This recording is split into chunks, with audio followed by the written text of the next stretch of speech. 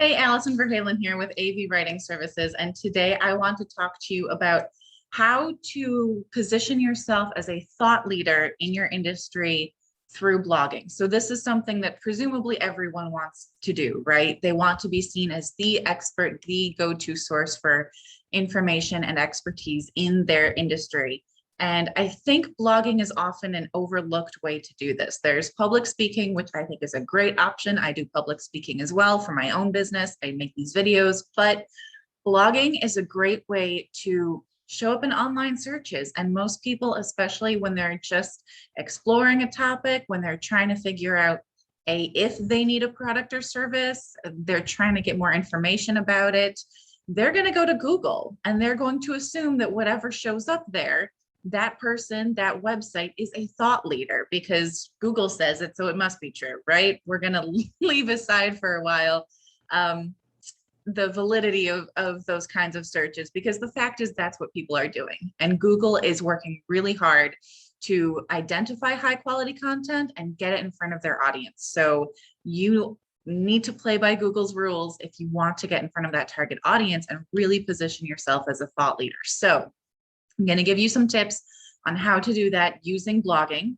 This is also, there's no SEO in this title, but this is really an SEO kind of tutorial, right? Because like I said, Google is constantly identifying great content and finding out ways to get it in front of their target, in front of their users. That's Google's end goal, right? It's trying to serve its users, match them with the content they're looking for. So if you can write great content, eventually Google will figure it out. That's why they're always having these algorithm updates, is because they're trying to figure out how to identify good content. So write the good content, answer your audience's questions, the rest should follow. That's not to say you shouldn't do your keyword research, use the meta tags, all that good stuff, because that will make Google's job easier.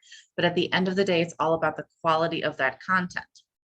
So first tip, write for your audience, right? You can't create content that they need that answers their questions if you don't understand who they are, what questions they're asking, what search terms they're using. So it all has to go back to your target audience.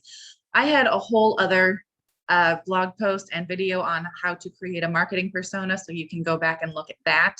So I'm not going to repeat myself here too much, just to stress that it is super, super important to understand your target audience and go back to that marketing persona and the buyer journey. Where are they in the buyer journey with every single piece of content that you create? Not only will this help you identify the good topics to come up with, it will also make sure that the content you write is for that audience. If they're not in your industry, you don't want it to be a whole lot of jargon that they don't understand. If they use certain terms, you want to use those terms. If they're looking for conversational content, write conversational content. If they're looking for something that looks a little more stiff and formal, then that's what you need to be writing. So always, always, always understand your target audience.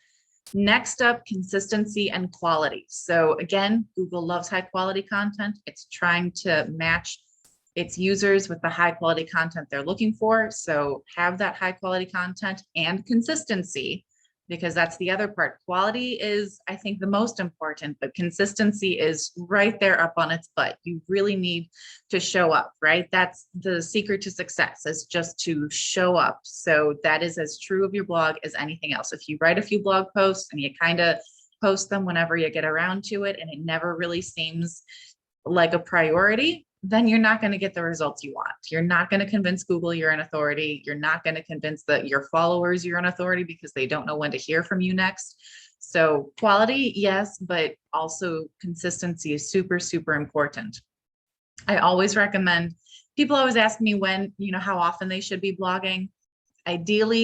Ideally every day, frankly, because the more content you can create, the better. That's not realistic for most of us. I don't blog every day. I blog once a week. I encourage people to blog once a week, even once every other week. That's not realistic for everyone. If you can only do once a month, do once a month. I recommend not going less than once a month, because let's face it, if it doesn't take priority on your calendar sometime in the month, it's not going to happen. So at least once a month, preferably more often. Identify whatever you can do consistently while creating that high quality content. If I were trying to blog every single day, it would not be high quality, because I would be running myself ragged trying to come up with topics and just getting the content out there instead of focusing on the quality. So same goes for you, right? Make sure that it's consistent, but that it's high quality. So identify whatever it works, whatever schedule works for you. How often can you produce a really good high quality piece of content for your target audience? Next up, you want to research the competition, right? So if you want to become a thought leader in your industry, you want that coveted title of thought leader, you need to know what other people are doing in your industry.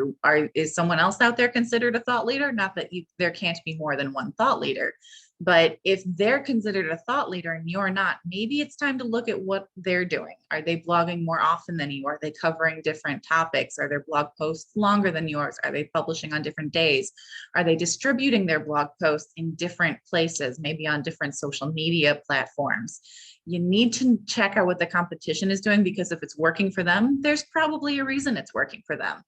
I never recommend just copying and pasting their content, because A, that's rude. B, it's not good SEO practices. It's not good marketing practices. But again, if they're covering a certain topic, there's probably a reason for it. So you might want to cover that topic or a related topic, or even give your own take on a topic. If they had something that they published and you don't agree with it at all, you can absolutely write your own blog post saying why you disagree, and giving that controversial opinion possibly. So that is a great way to position yourself as a thought leader, because then you're not following the crowd. You're not following what other people are saying. You're saying, no, actually, this person is wrong, and here's why. That at the very least shows that you can think for yourself, that you understand the topic enough to have your own opinions and to lay out why you disagree with someone. So research the competition, know what they're talking about, take what works for you, leave the rest, because again, your audience is always going to be slightly different than theirs. Stay up to date on recent developments. So this is another great way that I position myself as a thought leader, is by writing about latest Google core algorithm updates, right? That's how people know that I'm an SEO strategist, is because I stay up to date on this stuff and I help my audience stay up to date on this stuff. So if you're a lawyer, for example, maybe you want to talk about recent laws that were enacted, recent court decisions that could have an impact on your audience. If you're a financial planner, maybe, I don't know, there's a new tax code or a new regulation, something that people need to be on the lookout for that you can talk about.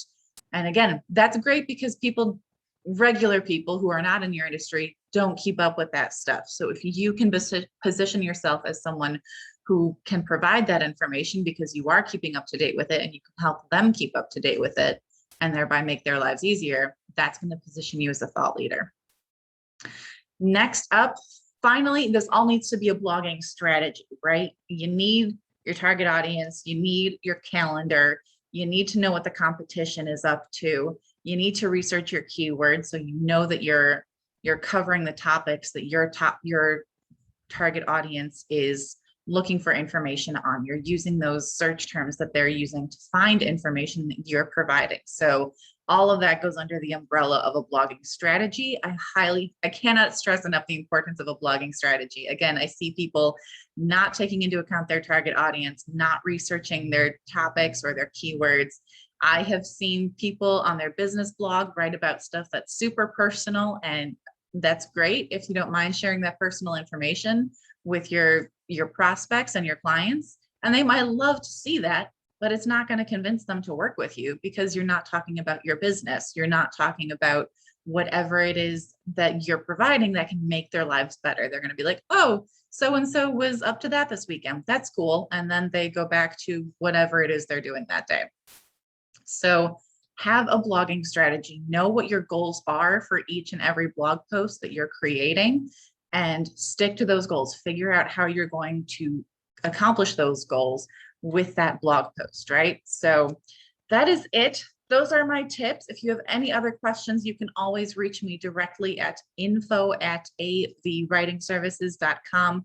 I have a ton of other content about this and related things, related topics on my website, avwritingservices.com. There's a bunch of blog posts covering everything about SEO and blogging strategy and content marketing strategy and all that good stuff. So again, if you have any other questions, reach out to me.